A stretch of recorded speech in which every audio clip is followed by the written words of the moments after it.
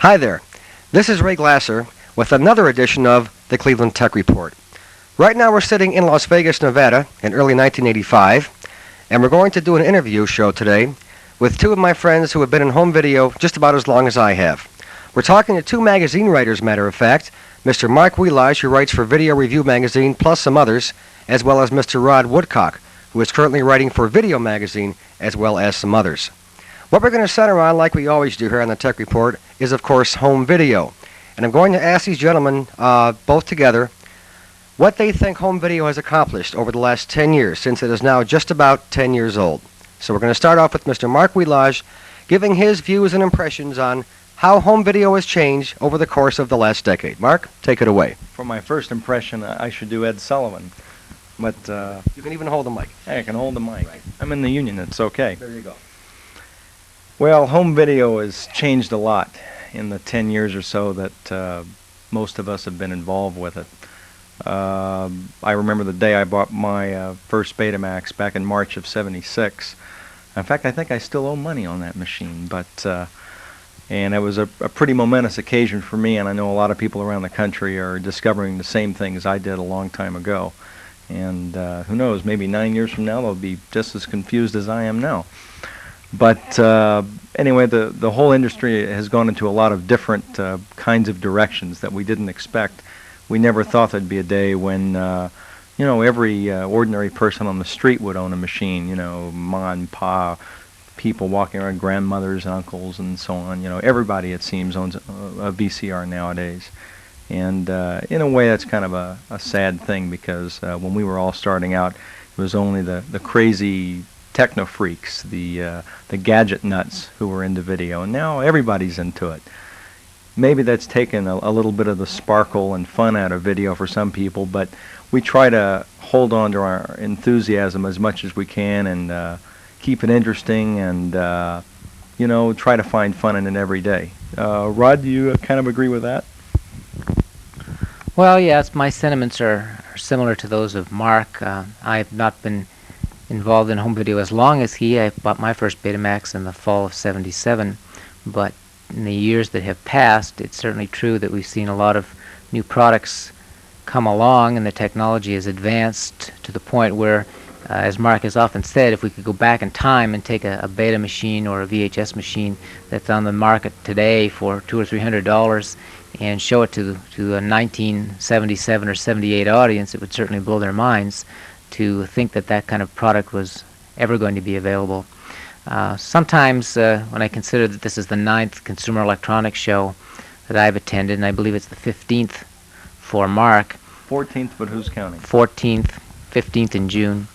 Right. We sometimes feel that we're getting a little jaded, because the first one you attend is literally like a carnival, and as you go to subsequent ones, you start to realize that what we're really witnessing is just business after all, and you get a little, you know, jaded and disinterested in some things. It's hard to maintain your enthusiasm when there's no new products to be seen, but that isn't the case for this show. We've seen some new exciting products which we'll be reporting on in our respective publications, and I think there's still a lot of room for improvement. And as Marc has again pointed out, now we've just approached the point where home video has reached that threshold where it's now a true mass market product, whereas in the early days the VCRs were being purchased by those impetuous innovators, the impulsive innovators, the market people like to call them, the ones who won't let the price prevent them from going out and buying the latest high technology. And these were the people who bought those first Betamaxes and VHS machines and really made this market what it is today, so that we can all afford, you know, to buy $300 Sanyos, Sonys, RCAs, etc. That's right. So many people forget that it was just a few years ago that a VCR cost well over $1,000, and right now, you know, anybody can run out and buy one for what, $250, $300. And so the video market has matured and changed in ways that we didn't expect. It's paralleled what it took the audio industry 15 or 20 years to do, and that is get prices and quality to the point where everybody could afford a pretty reasonably good machine, at a decent price.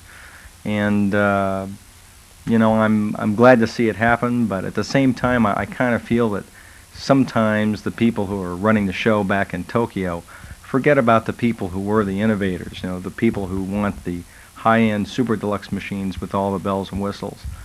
This is something Rod and I have talked about before, the fact that the magazines we write for, Video and Video Review, look at the mass market more than they look at the technophiles. So that's one of the things Rod and I have done with our magazine Videophiles. We've started a publication just for people who are into video as their main hobby. People who, like I said in some early articles I did for the magazine, people who have oxide in their blood, real crazed videoholics who might have 3 or 4 VCRs and dub tapes, 29 hours a day, and have wall-fulls of thousands of programs that they never have time to watch because they're too busy recording new ones. So video as a hobby is a real good thing, and I think with more and more people getting into it, we'll see even more Videophiles in the future. We've been talking a lot about a lot of general ideas, just philosophies and the way the market has gone and so on. Ray, can you think of any specific technical things like what we were talking about earlier? I've got a couple. One thing I think we should touch on is the idea of American competition.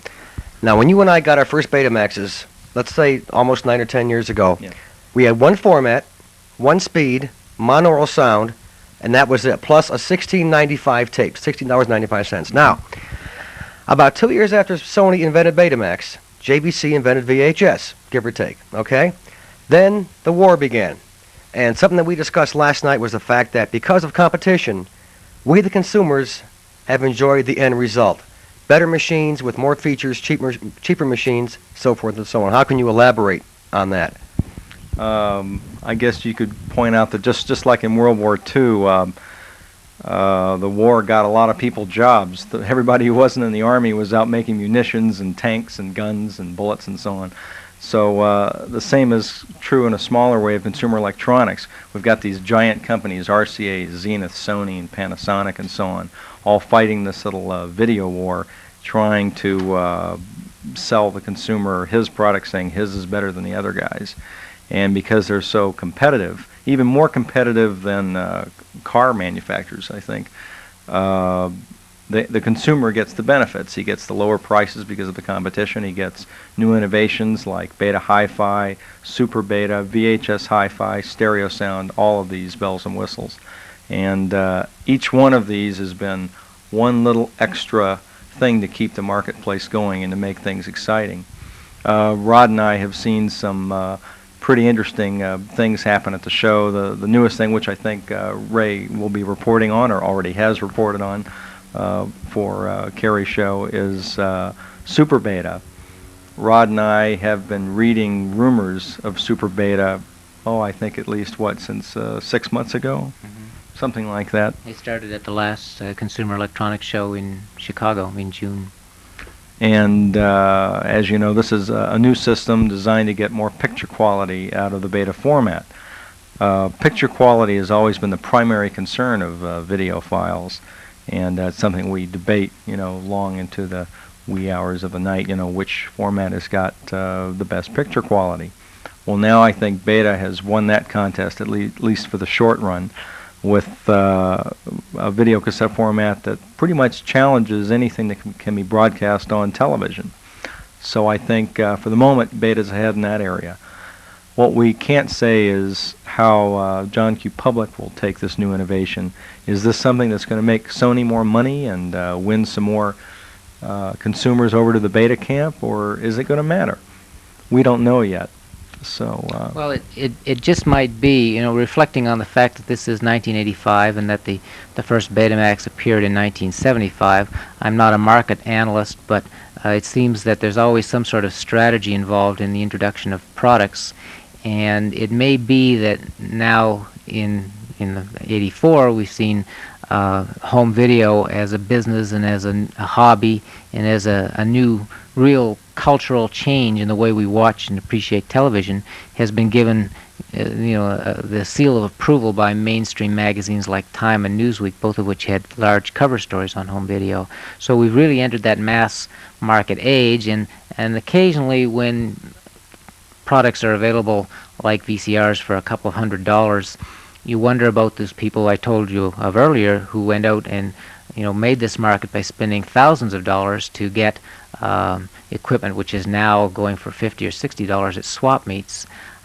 So perhaps this introduction of Super Beta is an indication that the manufacturers haven't totally given up on the high-end, I would call them video connoisseurs, who are true videophiles and are now looking for some product that will challenge them, or a counterpoint to the Beta Hi-Fi system, which gave us very good quality audio a little more than a year or 2 years ago, and now we have a video equivalent of it. And of course, it's not a system that's going to be exclusive to Beta. They have it for the time being, but as we've already determined by questioning people at the Sony, the Beta Group press conference, the system can be applied to VHS and 8mm formats as well. So in due time, since this market has benefited greatly from this Beta VHS rivalry for the last decade, we'll see the same improvements available in competing formats. And that, I think, is going to be good news to all those people who want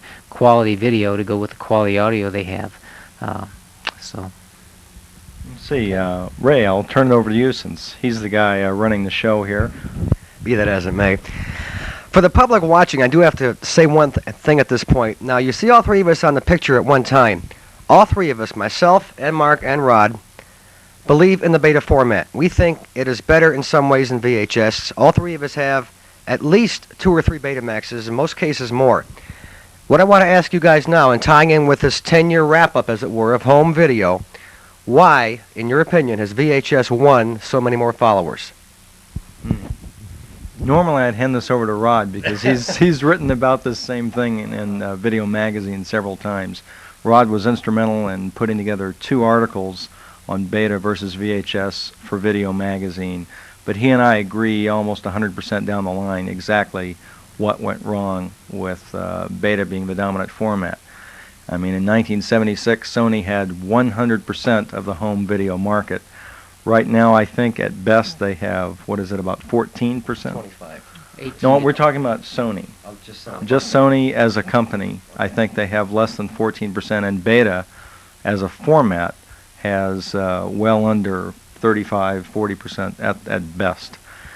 And the reasons are long and involved, but the bottom line is, in the beginning, in 76 and 77, Sony thought they were a big company and could do it all themselves, that they didn't need the help of any other American marketing companies like RCA and, well, not Zenith, of course Zenith did join them, but RCA and the other Central American brands like Magnavox and Sylvania, GE, sure.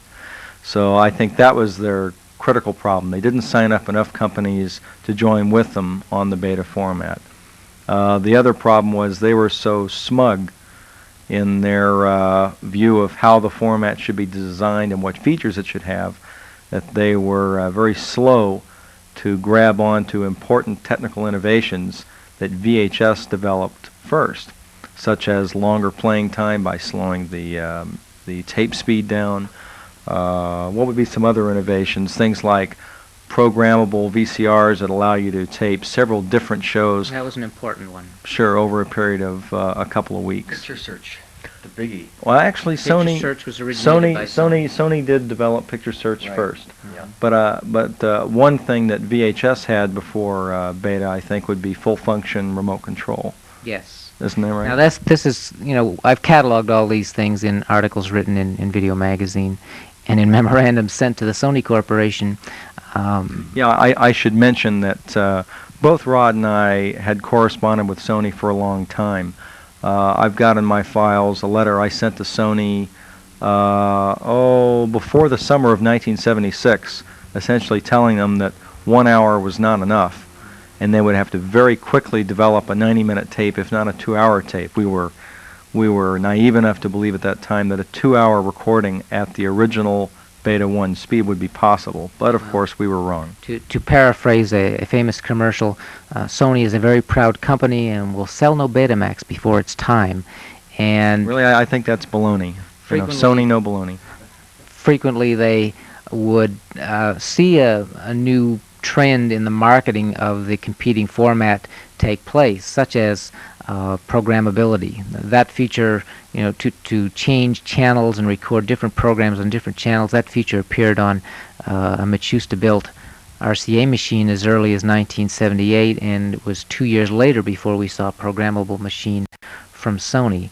So they're a difficult company to describe. I wouldn't say that they haven't innovated a lot of technology, because it's true they have. They were the ones that developed double azimuth special effects, which gives the so-called crystal clear special effects on screen. The list is I can't think of any right now because it's late at night and I'm a little tired, but there are many things that they thought of first which have been imitated by VHS, and other people have written that Sony spends a great deal of their money in research and development coming up with these things, puts them in their products, and then watches other companies stand back and take the same idea and apply it to their products and make more money at it, because they haven't had to put the research and development costs into thinking up these ideas and perfecting them in the lab. We can come up with several things that Sony came up with first. We mentioned picture search, that is watching the images search, right, at very high speed, zipping through a tape. If you want to watch, say, the evening news in 5 minutes, you can do that. You may not understand everything that's being said, but that's one thing you can do. Beta hi-fi, recording the audio signal with the video signal.